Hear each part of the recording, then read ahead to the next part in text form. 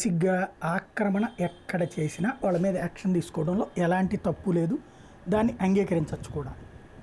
అయితే అసలైన సమస్య ఎక్కడుందంటే ఏమిటి ఆక్రమణ అనేది.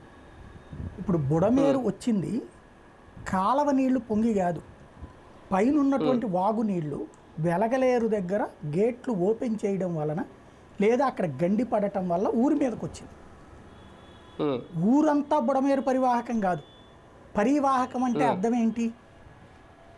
ఒక బఫర్ జోన్, లైక్ ఒక చోట నీళ్ళు ఇట్లా పెడితే దానికి అటు ఇటు ఉండేటటువంటి ప్లేస్. అంటే మనం ఇప్పుడు హైదరాబాద్లో ఏం చూస్తున్నాం, ఎఫ్టిఎల్ బఫర్ జోన్. ఎఫ్టిఎల్ అంటే ఫుల్ ట్యాంక్ లెవెల్. చెరువు ఇక్కడే ఉంటాయి నీళ్లు, చెరువు నిండితే ఎక్కడ దాకా వస్తుందో దాన్ని ఎఫ్టిఎల్ లెవెల్ అంటారు.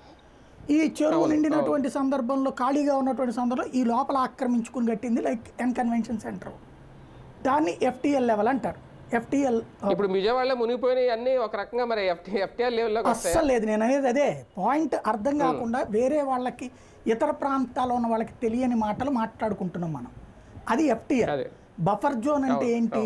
ఆ నీళ్లు పొంగితే వచ్చేటటువంటిది బఫర్ జోన్.